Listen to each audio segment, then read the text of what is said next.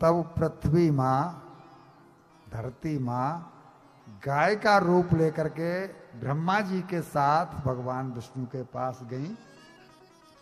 उनसे बोला कि मैं अत्याचारों से, दैत्यों के अत्याचारों से बहुत त्रस्त हूं, उनका भार अब मुझसे सहा नहीं जा रहा है, आप मेरी कुछ मदद करिए। तब उन्होंने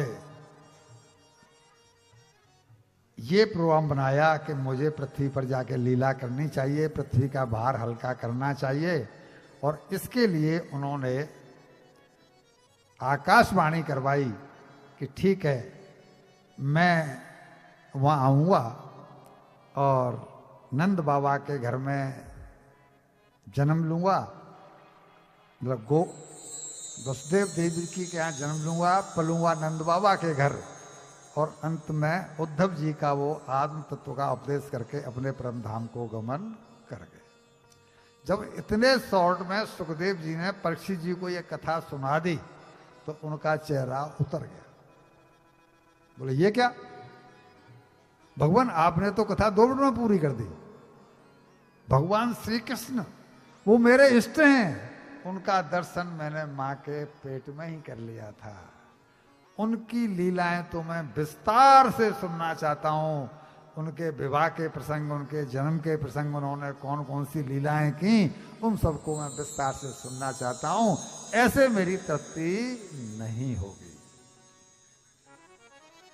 तब उन्होंने लीला को विस्तार देते हुए कहा कि एक बार यही पृथ्वी जब दुखी होकर गई थी तो उन्होंने आकाशवाणी करवाई थी, जैसे कि मैंने तुमको सुनाया था कि मैं अपनी काल शक्ति के द्वारा पृथ्वी का भार हरण करने के लिए वसुदेव ग्रहे साक्षात भगवान पुरुषः पर जनसते तत्प्रयार्थम संभवन्तु स्त्रिया, मैं जन्म लूंगा, मेरी लीला में सहभागी बनने के लिए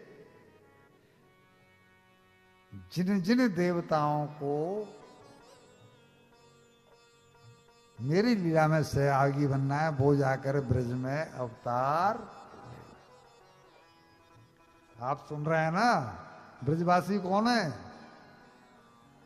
देवता लोग।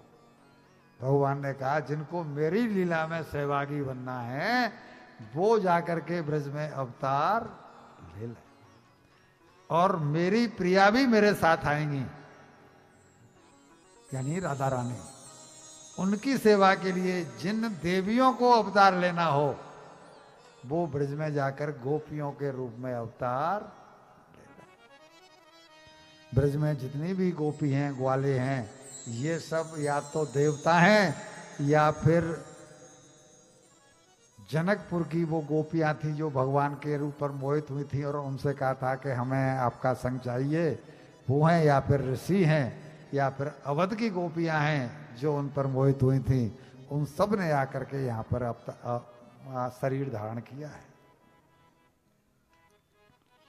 तत्प्रियार्थम सुरस्त्रिय, सारी देवियां मेरी प्रिया राधा जी के जाके लिए स्थान ले लें वहां पर। अब आती है वसुदेव देवकी के विवाह की लीला।